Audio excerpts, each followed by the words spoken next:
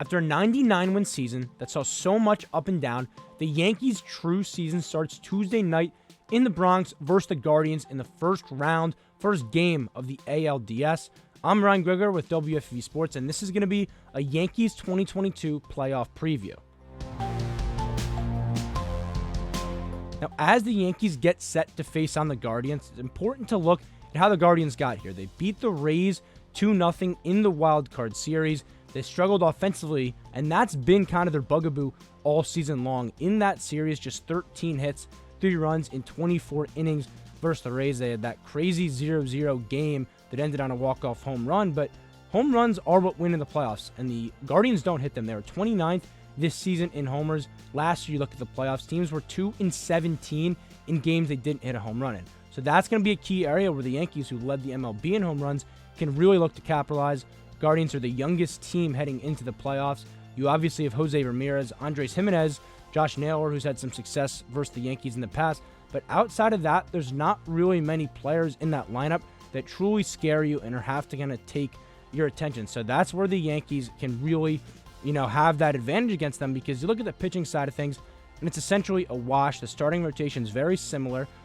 Guardians had a 3.46 ERA on the year. Yankees actually had a better ERA in that department, but the relievers for the Guardians, that's where they really will probably have the advantage versus the Yankees. Emmanuel Clase, 42 saves on the year, 1.36 ERA. So the Yankees will look to kind of get going before they have to face him late in the games. And fortunately, it looks like they are kind of turning things around. Things were very doom and gloom in August, obviously one of the worst months they've had in franchise history. They bounced back, went 17-8 in September, and it looks like they kind of figured things out, weathered the storm a bit. They were able to take the AL East with relative ease after there were a lot of scares heading in. And with the Yankees, everything obviously starts with Aaron Judge. We know what he did this year, 62 home runs, the chase, able to overcome the pressure.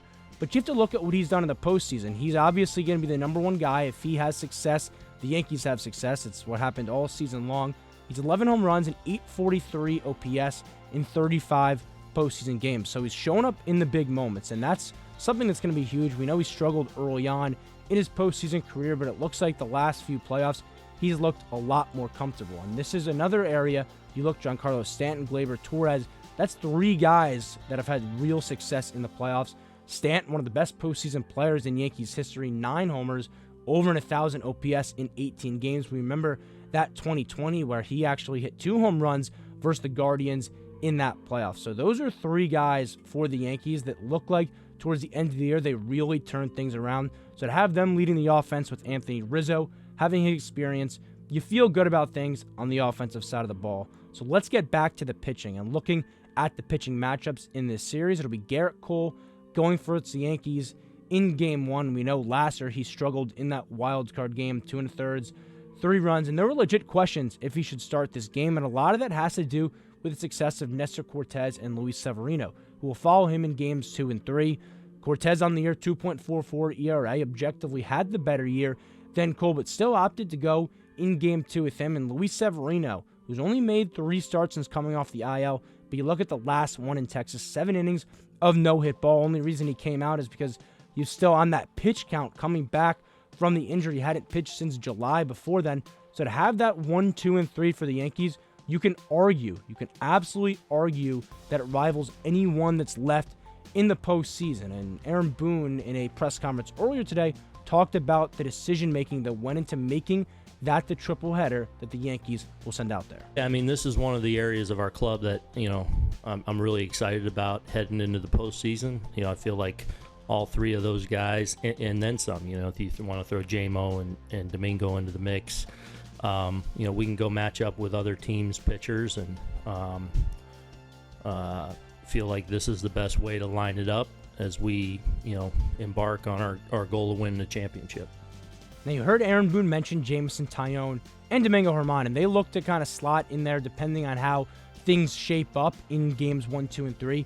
In Game 4, then you'd go back to Garrett Cole in Game 5. Remember, with the expanded playoffs, you don't have the same amount of rest and off days in between, so you can't stagger your Games 1 and 2 started for 4 and 5 without giving up some rest. So expect it to be one of those 2 guys in potential Game 4 and Garrett Cole to get the ball back in Game 5. So it was big that the Yankees did not have to play in this wild card round. They could stack the rotation any way they wanted. And the other reason, you got to shift to the injury bug, because it really bit the Yankees hard down the stretch here, particularly in the bullpen. When you look at who could be the X factor from that side of things in the playoffs, it's a very interesting conversation. You have Clay Holmes, the all-star for the Yankees, but he hasn't pitched September 26th. He's been dealing with a shoulder strain. He had a cortisone shot the other day, and it looks like he will be on the ALDS roster. So big news for the Yankees. Wandy Peralta, a similar story, hasn't pitched since September 18th, but he looks to also be making the team. Now, Ron Marinaccio, he was placed on the IL in that Orioles series. Doesn't look like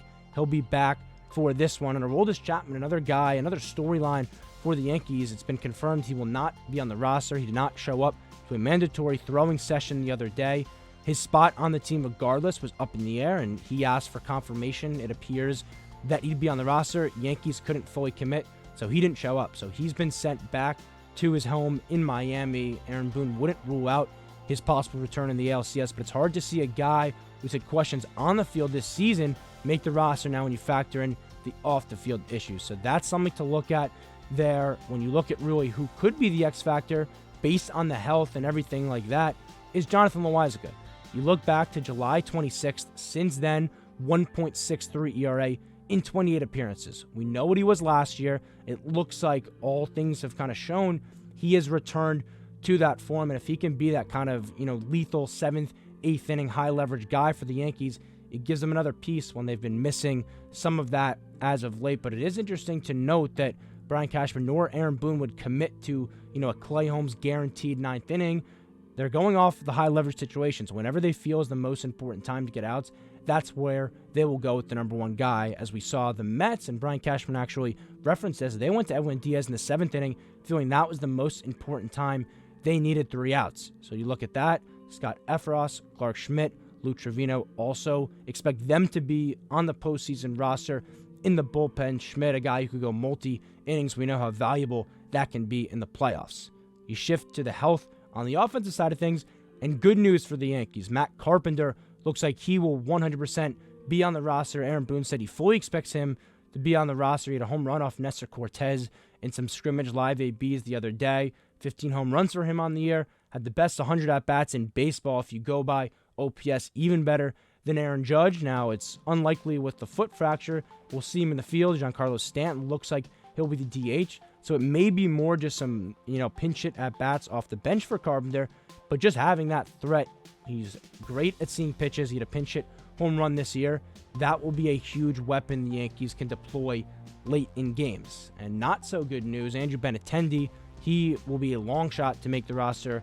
Aaron Boone said he's still dealing with that injury he suffered a while back, and the ALCS, if the Yankees make it there, has always been a more realistic, landing spot for Benintendi to return. And the other injury question mark is DJ Lemayu. Now, he was relatively healthy, quote-unquote, at the end of the year, but he's not looked right since coming off the IL, and there's been talks and, some rumblings that they could potentially put him on the IL for this series with Oswaldo Peraza getting, that call up. He emerged as a guy late in the season. Yves Cabrera, he looks like he'll be the starting left fielder. Harrison Bader in center, and Aaron Judge in right with Stanton the DH. It should be noted, Giancarlo Stanton did say he would do anything that could help the team the most. So if that is play the field, you shift Judge around. We could be seeing that deployed as well. So that's where you look at from the health side of things. Having these, 6 off days here, huge, critical for the Yankees, getting them healthy. They went to the playoffs feeling good. So that is an area, again, winning the division so crucial in today's day and age. They didn't have to worry about the wild card series. And the last storyline for this one is there's some bad blood between these two teams. Miles Straw, the outfielder for the Guardians, if we remember early in this season, Manuel Clase, he blows a save in the 9th. There's an injury in center field, and Straw jumps up on the left field wall, starts screaming at fans. Fans are throwing trash all over the field. The benches cleared. It was a whole mess in this one. The Yankees did win that game, but Miles Straw made headways afterwards, calling Yankees fans the worst on the planet.